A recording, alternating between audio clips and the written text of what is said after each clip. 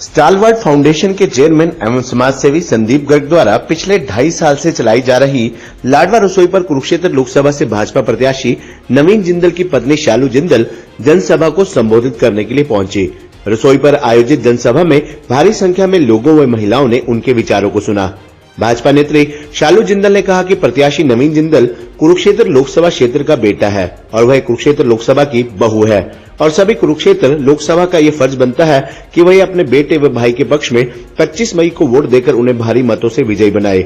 वहीं उन्होंने लाडवा रसोई पर भाजपा नेता एवं समाज सेवी संदीप गर्ग की प्रशंसा करते हुए कहा कि समाज सेवी संदीप गर्ग द्वारा जो ये इतने नेक कार्य लाडवा हलके में करवाए जा रहे हैं, उनकी जितनी प्रशंसा की जाए उतनी कम है।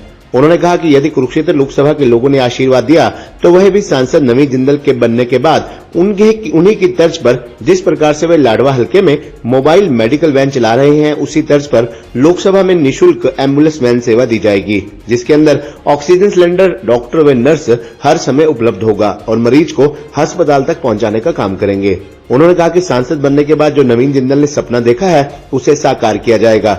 वहीं भाजपा नेता संदीप गर्ग ने लोगों से 25 मई को भाजपा प्रत्याशी नवीन जिंदल के पक्ष में वोट देने की अपील की और लोगों से कहा कि देश के प्रधानमंत्री नरेंद्र मोदी ने जो 400 पार का नारा दिया है, उस नारे को हम सभी को मिलकर साकार करना है और संसद में कुरुक्षेत्र लोकसभा से प्रत्याशी नवीन जिंदल को सांसद बनाकर भेजने का काम करना है।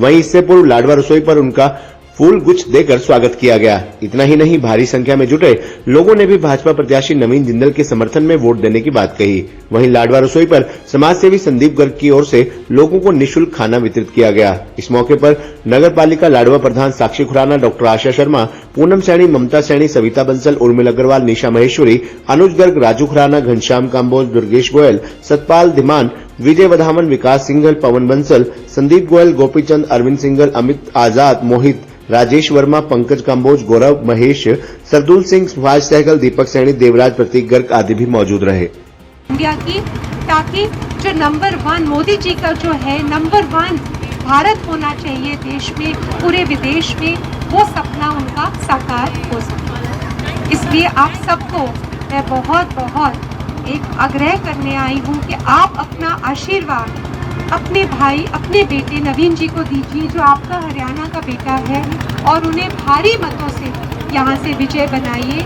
और नवीन जी को सांसद बनाने के बाद जो वादे हम कर रहे हैं उन पे हम प्रतिबद्ध हैं और सारे वादे पूरे करेंगे। और अंत में मैं ये भी कहना चाहूँगी कि अभी जो पिछली 2-3 मीटिंग्स में मैं गई थी, वहाँ पर एक किसान भाई ने मुझे एक बहुत ही अच्छा योजना का एक आइडिया दिया है, जिससे हमारे कुरुक्षेत्र के जितने किसान, जो मेरे बुजुर्ग हैं, मेरे भाई हैं, उनको बहुत फ़ायदा होगा।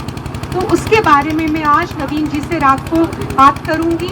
उसके बाद ही कल से अगर हम वो कर सकते हैं तो मैं उसके बारे में सबके साथ शेयर करूंगी। एक और दुविधा जो मेरे दिल में है, जो मैंने यहाँ देखा है कुरुक्षेत्र में, जो मुझे पता चला है, यहाँ पे नशे की लत युवाओं को बहुत लग गई है।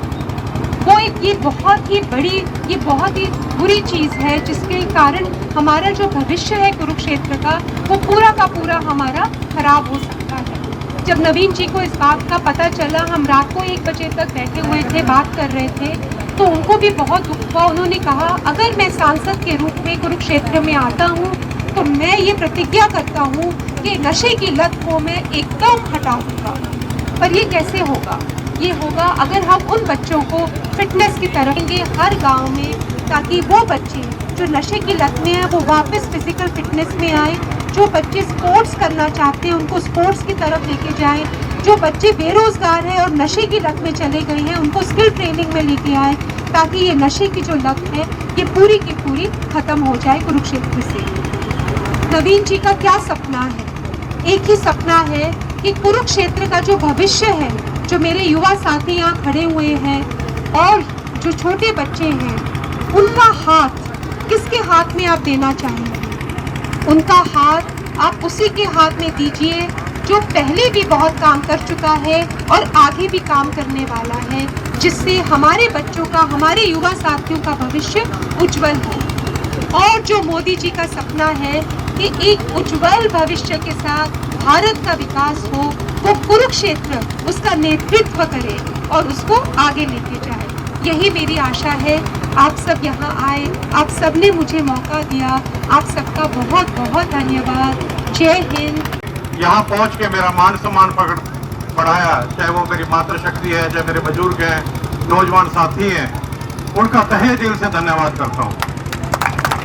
मैं शालू जिंदल जी को थोड़ा सा बताना चाहता हूँ कि इस तरीके की कुरुक्षेत्र लोकसभा में 6 रसोइयाँ चल रही हैं, जहाँ पर डेली 4000 से ज्यादा जो है लोग 5 रुपए में भरपेट भोजन कर रहे हैं अभी।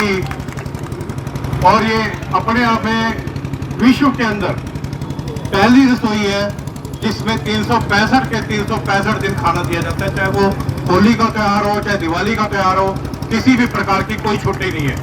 जहां भी कोई रसोइयाँ चल रही है वहां पर आपने देखा होगा कि सैटरडे संडे की छुट्टी है या कोई तीज त्योहार की छुट्टी है। तो मैंने जब नेट पे ये सारा सर्च मारा तो पता लगा कि 365 दिन जो रसोई चल रही है वो सिर्फ यहाँ हमारी 6 रसोइयाँ चल रही है।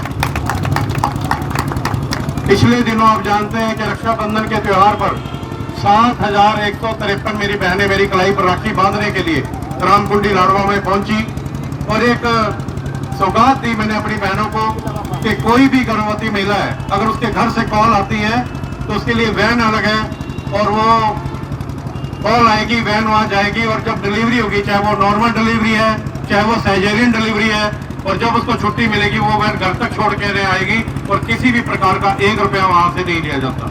तो इस तरीके से बहुत से काम चल रहे हैं। मैं अब मुद्दे की बात पे आता हूँ कि जिसलिए हम यहाँ पर इकट्ठे हुए हैं।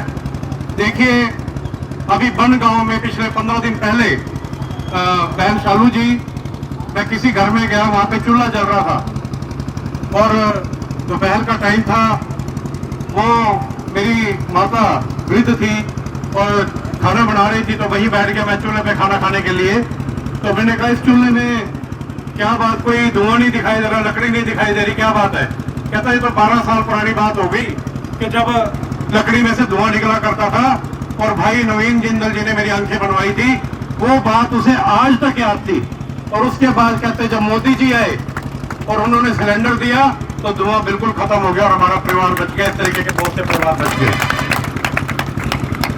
पिछले 10 सालों में किस तरीके से इस देश में बदलाव आया, एक छोटी सी बात मैं आपको बताता हूं। 10 साल पहले जब कोई भी व्यक्ति किसी दूसरे देश में जाता था तो वो अपने भारत का बताने में बड़ा ऐसा महसूस करता था, अपनी पहचान को छुपाता था। परंतु आज इन 10 सालों में कोई भी भारतीय विश्व के किसी भी कोने में किसी भी देश में जाता है तो बड़े गर्व के साथ कहता है कि मैं भारत का वासी हूं। और वहां के लोग कहते हैं वही भारत जहां के मोदी हैं। तो ये 10 सालों में हमने बदलाव देखा। अभी आपने 22 जनवरी को जब रामलला जी के प्राण प्रतिष्ठा